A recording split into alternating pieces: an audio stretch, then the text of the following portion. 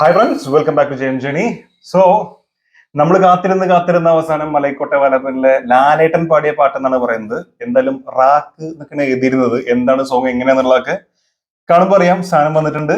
So അധികം സംസാരമൊന്നുമില്ല, ആദ്യം നമ്മൾ വീഡിയോ കാണുന്നു. Okay, excited, ready. ഏറ്റവും മികച്ച സമ്മാനം അച്ഛനും അമ്മയ്ക്കും വേണ്ടി സരിഗമ കാർവ. സരിഗമ കാർവ ഒരു പാട്ട്.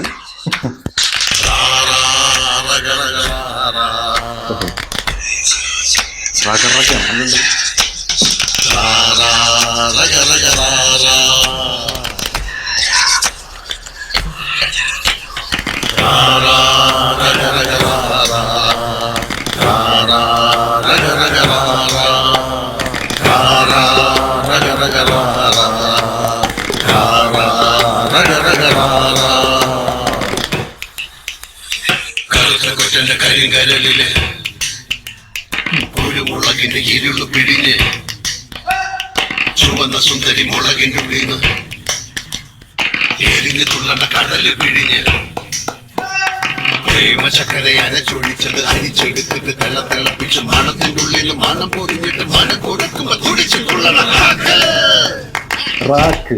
ഓ, അതിനാണ്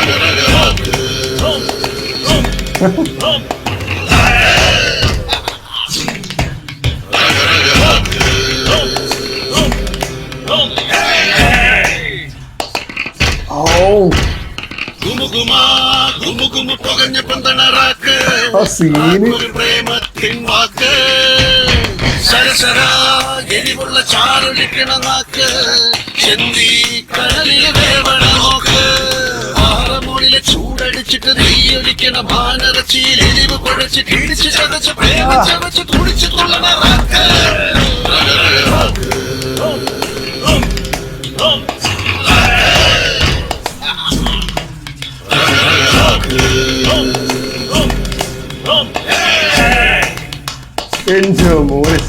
രക്ഷയില്ല.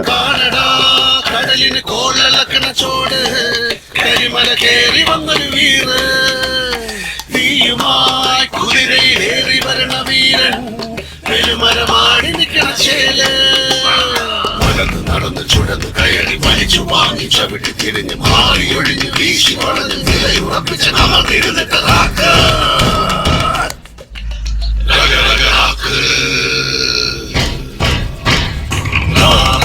എന്തുകൊണ്ടാണ് പോണത്?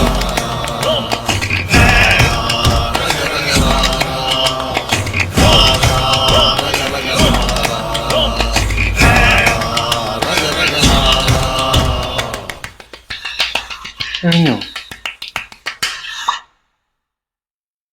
ജനുവരി 25, 2024 ഇതുവരെ കാത്തിരിക്കണമെന്ന് ആലോചിക്കുമ്പോഴാണ്. എന്തായാലും സോങ് ഒരു വെറൈറ്റി സോങ് കേട്ടോ. കംപ്ലീറ്റ്ലി ഡിഫറെന്റ് ആയിട്ടുള്ള ഒരു സാധനം. രാഗ രഗ രഗ രാഗ ഈ ഒരു ട്യൂൺ തന്നെ പിടിച്ചിട്ടാണ് ഇങ്ങനെ പോണത്. ഇടയ്ക്ക് ഇങ്ങനെ ചെറിയൊരു ഹൈയിലേക്ക് ഇങ്ങനെ പോകുന്നല്ലാണ്ട് ലാലേട്ടന്റെ വോയിസിന് ചേർന്ന ഒരു പാട്ട് എന്നാണ് പറയാൻ ആഗ്രഹിക്കുന്നത്. കാരണം എനിക്ക് പൊതുവെ ലാലേട്ടൻ വലിയ സിംഗറായിട്ട് തോന്നിയിട്ടില്ല. നിങ്ങൾക്ക് എങ്ങനെ എനിക്കറിയില്ല. അഭിനേതാവാണ്, ബാക്കി കാര്യങ്ങളൊക്കെ ഓക്കെ. പക്ഷെ പാട്ടിലേക്ക് വരുമ്പോൾ ഇങ്ങനെ ആ സൗണ്ടിന് വിറയിലും കാര്യങ്ങളൊക്കെ അങ്ങനെ ഫീൽ ചെയ്യാറുണ്ട്. പക്ഷെ ഈ പാട്ടിലേക്ക് വരുമ്പോൾ ലാലേട്ടന്റെ ആ വോയിസിന് ചേർന്ന രീതിയിലുള്ള അത്തരത്തിലുള്ള ഒരു മേക്കിങ്ങും ആ വോയിസും ട്യൂണും കാര്യങ്ങളൊക്കെ അങ്ങനെയാണ് എനിക്ക് ഫീൽ ചെയ്തത്. കൊള്ളാന്ന് മാത്രമല്ല, അടിപൊളിയായിട്ടുണ്ട്. കാരണം വേറൊരു ഫീൽ ഉണ്ട് സോങ്ങിന്. പക്ഷെ ഇതൊന്നുമല്ല. ഞാൻ നോക്കിയത് മുഴുവൻ നമുക്ക് ആ പോസ്റ്റർ വന്നിരുന്നല്ലോ, ആ പോസ്റ്റർ, ആ വിഷ്വലേ എന്തു ഗംഭീര വിഷ്വലാണ്. ആ നേരെ നിങ്ങളെ ഡ്രോൺ ആയിട്ടുള്ള ഷോട്ട്, എത്ര ആളുകളാണ് ഇരിക്കുന്നത്, എത്ര ആളുകൾ ആ കറക്റ്റ് ആ ഒരു ഫോമില്, ശരിക്കും ഒരു ആർട്ട് ഫോം, നമ്മളൊരു ഡാൻസിലൊക്കെ കാണുന്ന പോലത്തെ ആ ഒരു ഐക്യം ഒത്തൊരുമയും കാര്യങ്ങളൊക്കെ വന്ന് പെർഫെക്ഷൻ എന്ന് നമ്മൾ പറയില്ലേ, അത് ആ രീതിയിൽ എനിക്ക് ഭയങ്കരമായിട്ട് ഇഷ്ടമായി.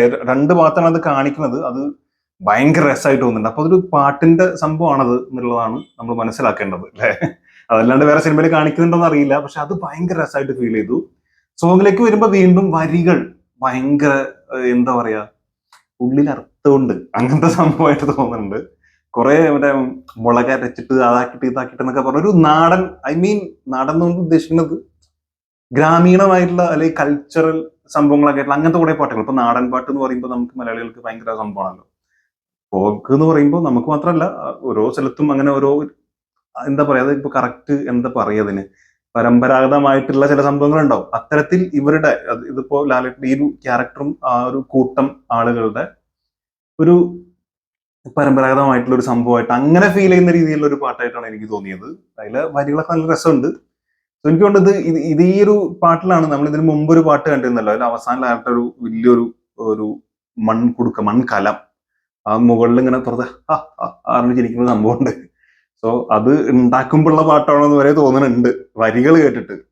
അത് അങ്ങനെ എന്തെങ്കിലും സംഭവം ഉണ്ടാക്കുകയാണോ എന്നൊക്കെ തോന്നുന്നുണ്ട്. ഇനി ഒരു പിടുത്തമില്ല. കുറെ നമ്മൾ ആദ്യം വിചാരിച്ചൊരു മന്ത്രവാദവും ഇതൊക്കെ ആയിട്ട് ബന്ധപ്പെട്ട എന്തെങ്കിലും സാധനം വിചാരിച്ചു. ഇപ്പൊ ഇതൊരു പാട്ടുമായിട്ട് കണക്ട് ചെയ്തിരിക്കുന്നു. ഒന്നും പറയാൻ പറ്റില്ല, എന്തും സംഭവിക്കാം.